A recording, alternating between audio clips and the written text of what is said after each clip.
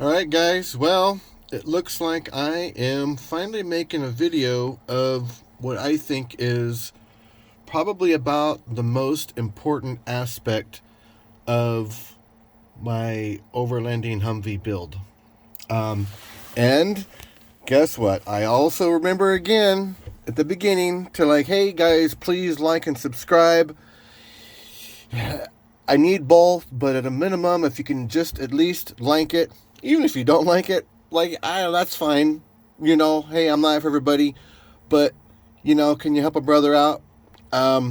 Because that's how you catch the YouTube algorithms, is when you get people liking it, then it's going to recommend it to more people. And then if they happen to like my material that I put out, then they can subscribe. So it just gets my stuff in front of more people, and it's really something I need to start focusing on. All right, here we go. So, as I said, this is pretty much about the most important aspect of this build, at least in my eyes. This is my my camera system. And so as you can see here, I have 8 cameras going. Number 6, there's nothing on it right now. I actually used to have all 9 that would show up here, but I'll get to why there's only 8 in a little bit. So yeah, this stuff is all Lorex, as you can see. As you can see right there, everything's Lorex, and I'm really happy with this stuff. I actually got this system. Oh, and here's this up here. Yeah, obviously this stuff isn't done back here yet because there's been a lot of testing and figuring things out and whatnot and adjusting things. And then, and with this up here, I have these shock absorbers here for for vibration, anti-vibration feet.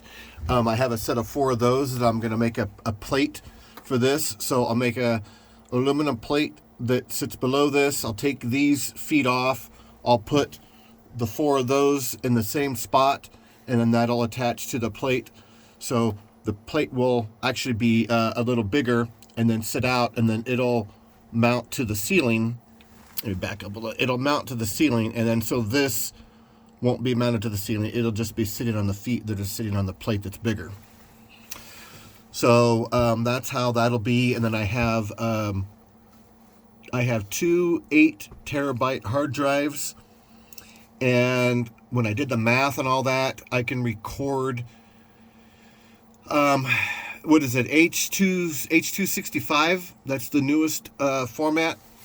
I can record 8 hours a day, 10 cameras for 21 days, I believe. 8 hours a day on those 2 hard drives.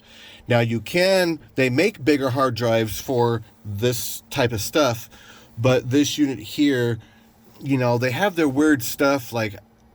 Obviously it's super technical, but for some reason with some stuff, if I put 2 16 terabyte hard drives in here, it just won't recognize it apparently.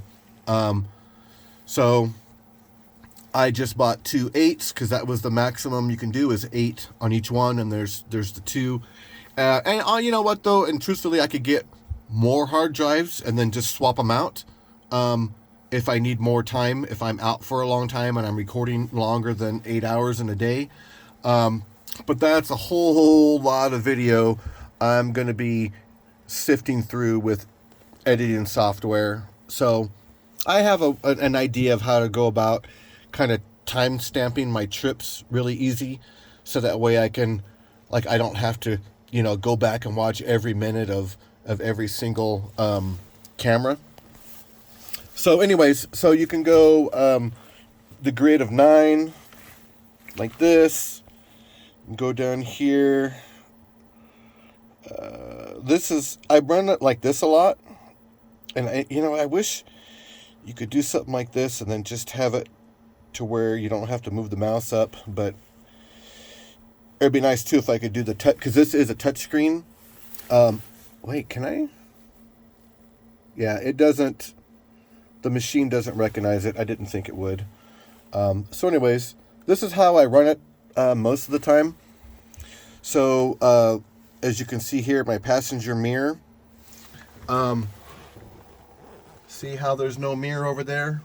One of the things that was a really huge thing for me was making things, to getting rid of as many blind spots as possible.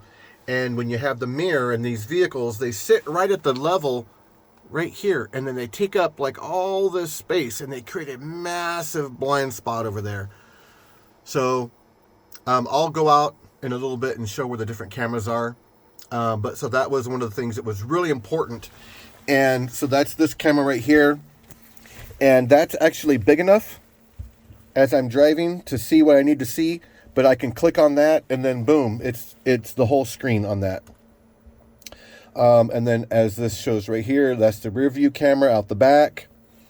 And then these are the cameras above the tires. Now, with this one here, though, I do need to drill new holes in the pod, so that way it can, because it's physically, you can't turn the camera anymore at this angle how it's set up. So I have to drill 3 new holes, because I actually want it to be how this one is, so where I can see in front of the vehicle more. So now this here is going to become very important when off-road, because I don't need a spotter. I can see exactly where my tires are outside this extra wide vehicle and not need somebody to tell me where my tires are. Now, a lot of times there's stuff with, you can't see right in front of the vehicle, kind of a thing. And maybe I'll put a camera over there to where I can see right in front. But we'll see what happens, when I'm actually using this stuff. But anyway, so that'll be tilted up. What I actually really wanted to have, and it's just not something you can do on here, I actually wanted to have the cameras, these 2 cameras turned portrait style.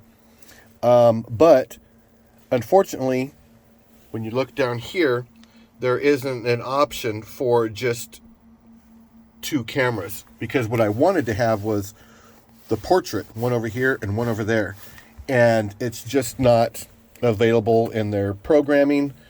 So unless they change the firmware on that, I'm just stuck with what's here. So it is what it is. Make the best with what I got. So then the left tire, right tire, right here, cab, that's actually up here above my head. There's a camera right there. And that's that one. And then this is the left, and then the right. And then as you can see over here, so I have a pod right there, and then there's one behind my head that goes out the left side, and then the one underneath the vehicle. And now this is a camera here where I expect to have it mangled and ruined on occasion, and that's just the cost of having a camera at that angle. So, I don't know, who knows, maybe it's out of the way enough to where that doesn't happen, but time will tell. But I expect it to happen, so when it does, I'm not going to be sad about it. Let's see here. Okay, so yeah, that's those cameras, and then we'll go outside here.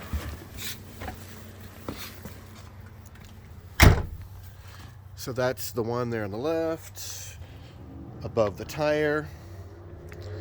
Now I got this one on the nose, but this is different. And this is an analog camera, which I already made a video of my blackout driving system. But I actually need to make a better video of that. And then that's the screen right there.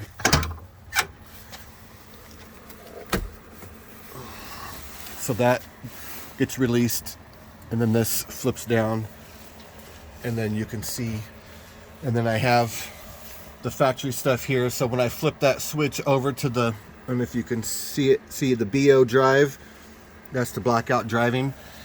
And what I will have though, so this camera and this screen just comes on when I turn on the whole power here. But eventually I'm going to have it to where, so this right here, it powers up the infrared light out here. So that this bottom one right there is my like military grade, maybe even better than the military grade, 940 nanometer light. And with that 940 nanometers, nothing glows. Normally, like, so you'll see if it gets dark enough, which it won't happen right now, but you'll see two little red lights on there that glow on all the cameras. Oh, and there's my camera. Oh, I'm out of focus. There we go. So you'll see the red lights, but the cameras are 850 nanometers. 940. 850, they glow red, you can see it. 940, you don't. But the reason why they go 850 is because it's probably about, for the same amount of power, I think it's probably about 25%, 30% more brightness when you're at 850 versus 940, given, you know, like I said, the power input's the same. So you lose efficiency by going to 940, but you gain complete invisibility. And then, you know, you just have more LEDs. You make up for that 30%. But anyway, so I do need to make a much better video on that, and that will be coming in the future. But I have to drive up into the mountains in order to do the best video possible for that stuff. Then this is my rear view camera. And what I will be doing, so I had these rings on these pods, but this is because I had these plexiglass or acrylic or whatever, these domes that went over these, because I wanted to, like, just protect the camera lens from rocks and whatnot. But what happened was, and it was just one of those things, I didn't think about it ahead of time. You know, I'm doing all this stuff for the first time, so there's a lot of living and learning. But why does this thing keep going out of focus? The night vision doesn't work because those bulbs just glow in that dome, and then so you're just blinded. So I wanted to have this stuff for nighttime use. So yeah, all the domes had to be removed. So that's why you'll see here, because I had it siliconed. So I have to go over and fix stuff. Man, this thing keeps wanting to go out of focus. All right, so like this here, eventually, once I'm done with other stuff and I go through the vehicle and do all the little details and to just get things a little bit more perfect, like I'll be taking this ring off here, because you don't want to have something go and hit this and then catch because of that ring. So I'll be removing that ring there. That's the only one that has that I need to remove. And then there's the other camera there. And then that's the rear view camera. I got my backup light. And then underneath, oh, let's see here, turn on my light. Battery's too low to use the light. Well, anyways, let's see if I can get a little closer. I kind of see it. Well, anyways, there's a camera right there. Oh, that sucks. I can't see that. I didn't know my battery was that low. Well, anyways, there's a camera there. And yeah, so I'll tell you what, it is so nice having that rear view camera, because instead of that, the mirror, so I gain the visibility of not having the mirror blocking my view, and then I have this camera which goes on the screen, and basically, like, you can have, like, that camera will pick up the back of a car, like right here or somewhere along here. So if I look on my screen and there's no car anywhere, in the picture, or I can tell that it's way back. Like the lane is completely open, like absolutely 100%. You can always trust that it is completely open. And all you got to do is just look to the right. And if you even see a vehicle over here, then you can easily see it. And like I said, the camera even picks it up at a off angle pretty far. So, and then I have the back camera set up to where, like on the screen where, like on the zoom on it, at the bottom part of the screen, to where, like, say the edge of the bottom is right up to the edge of like the front tires of the vehicle, then I think I had that set up to where it's about 10 feet away. So if the tires are disappearing out of the picture, then I know that it's like less than 10 feet away.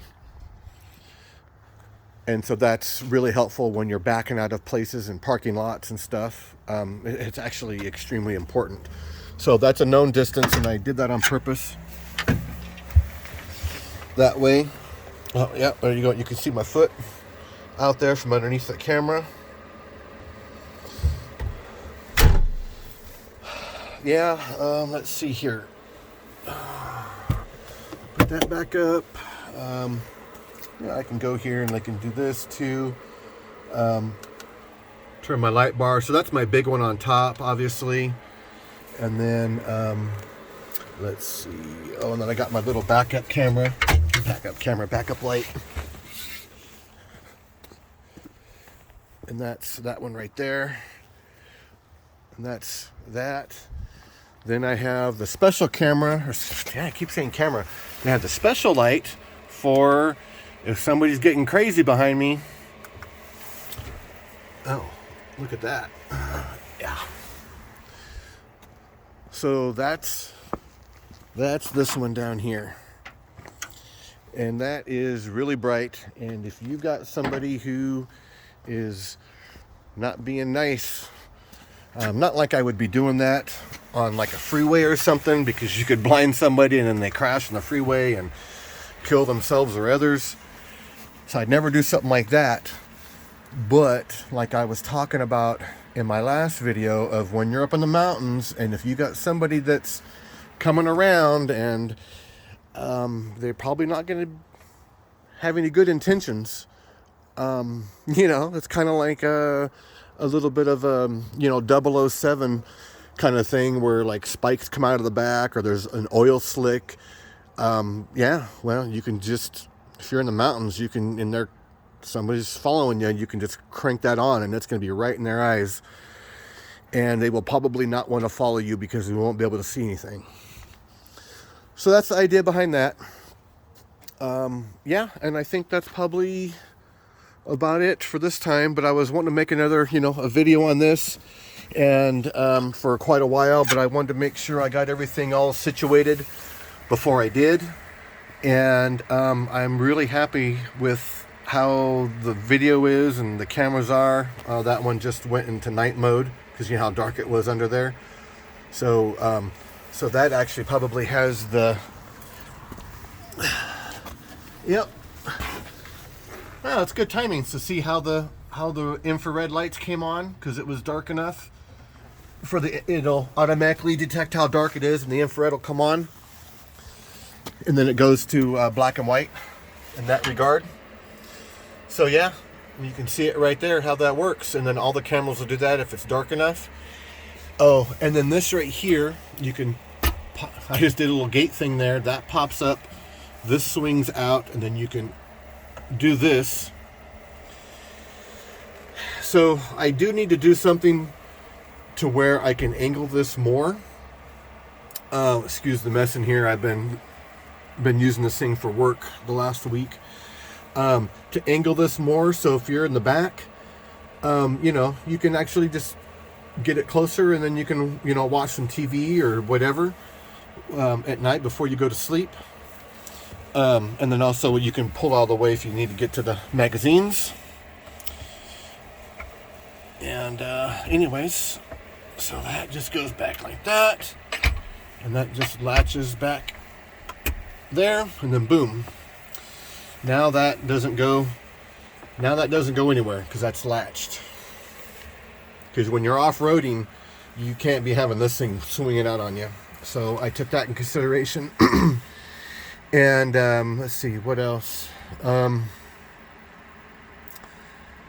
I think there was something else with that. But anyways, so, oh, that's right.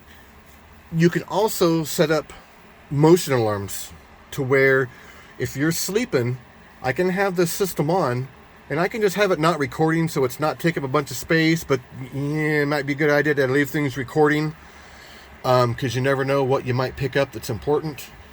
So I probably will leave it recording all the time a lot. So you can set up motion alarms on this. So if you got a bear coming up on you, or a cougar, or humans, like I was talking about in my last video of the rear deck in there and all the installation I did, this will actually alarm and wake you up. So then you can go and you have that screen right here, and you can just look right on the screen, see all your cameras, and you can see exactly where the threat is and what the threat is. And then, be able to, it's something where you really should have something ahead of time planned out for different scenarios. But yeah, so it has the motion alarms. Now, the unfortunate thing is it's kind of a little bit to mess with, because when you do the motion alarm, you can't record at 30 frames a second anymore.